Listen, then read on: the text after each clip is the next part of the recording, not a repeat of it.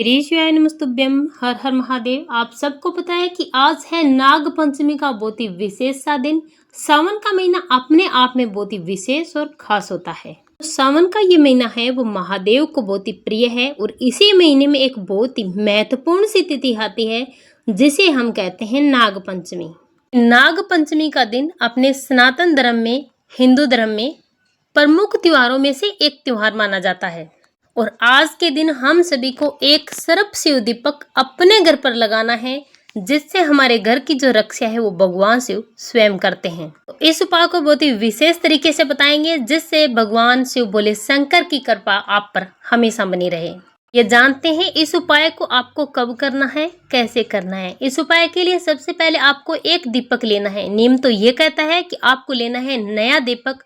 नया दीपक आप आटे से भी बना सकते हैं। अगर आटे से दीपक आप बनाते हैं तो उसमें नमक नहीं डालना है, या फिर आप मिट्टी का दीपक भी ले सकते हैं। इस दीपक में आपको डालना क्या है, नाग पंचमी की बहुत ही विशेष तिथि है तो आपको इसमें डालना है गाय माता का घी। अगर मान लीजिए काफी कोशिश करने के बाद भी अगर गाय माता को घी नहीं मिलता है तो ऐसी स्थिति में आप तिल का तेल भी डाल सकते हैं, लेकिन कोशिश करना कि आपको गाय माता का घी मिले और उससे आप ये उपाय करें।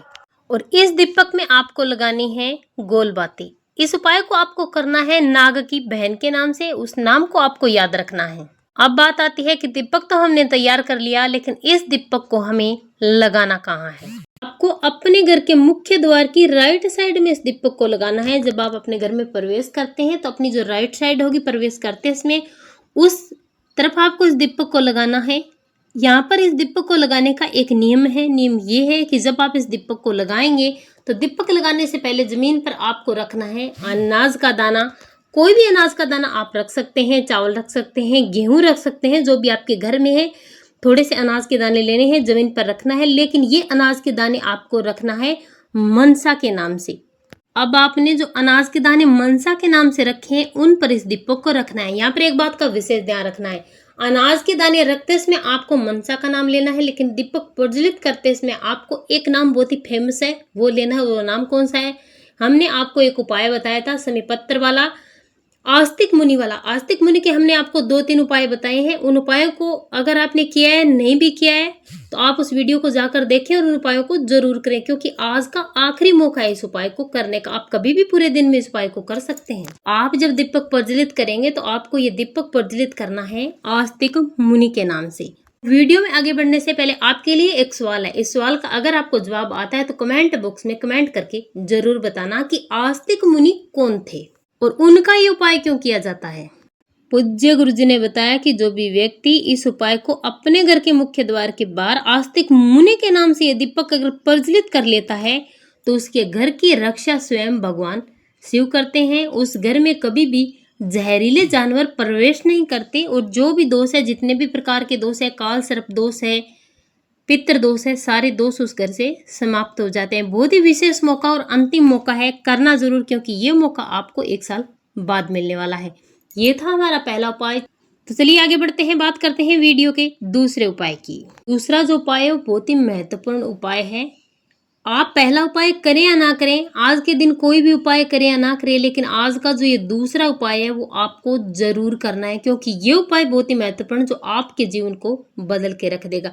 अगर आपके घर में कष्ट बहुत ज्यादा है, परेशानियां बहुत ज्यादा है, चारों तरफ से दुख और तकलीफें ही आ रहे हैं, व्यापार नहीं चलता, कारोबार नहीं चलता, परेशानी परिवार को लेकर हो सकती है, बच्चों को लेकर हो सकती है, धन को लेकर भी हो सकती है, बीमारियां भी हो सकती है, तो आपको लेना है 1 पान का पत्ता। देखिए इस उपाय को आप नाग पंचमी के दिन सुबह से लेकर शाम तक, रात्रि में कभी भी कर सकते हैं। आप चाहें तो अपने घर में भी कर सकते हैं, लेकिन कोशिश करना कि आप भगवान शिव के मंदिर में जा करके इस विशेष उपाय को जरूर करें। 1 पान का पत्ता आपको लेना है। आपको लेना है लाल चंदन। इस लाल चंदन का आपको पेस्ट बना लेना है। अगर गाय माता का घी है तो आप उनसे पेस्ट बनाइए, उसे मिला करके, और अगर गाय माता का घी नहीं है तो आप पानी डाल करके बिल्कुल गाढ़ा सा आपको पेस्ट बना लेना है। अब आपको अपने सीधे हाथ की अनामिका उंगली से इस पान के पत्ते पर, जैसा कि स्क्रीन पर दिखाया जा रहा है, उस तरह से आपको 5 नाग और नागिन बना देने हैं। ठीक है, इतना बनाने के बाद आपको 1 कलश में जल भरना है। इस पान के पत्ते को उठाना है, अपने घर से चले जाना है भगवान शिव के मंदिर में, शिवलिंग के पास। लेकिन ध्यान रखना, ऐसे मंदिर में जाना है जहां पर ऊपर पानी वाली वो मटकी टंगी रहती है, जिससे जल धीरे धीरे टपकता रहता है। वहां पर जाकर के आपको इस पान के पत्ते को उत्तर दिशा की तरफ मुख करके भगवान शिव की शिवलिंग पर समर्पित कर देना है। श्री शिवाय नमस्तुभ्यं मंत्र का जाप करते हुए अपनी जो मनोकामना है, जो परेशानी है, उसे बोल करके और अपना नाम और गोत्र बोल देना है। इतना करने के बाद आपके पास कलश में जल है, उसे समर्पित करना है। लेकिन इस जल को समर्पित करते समय आपको भगवान शिव की 5 बेटियों का स्मरण करना है।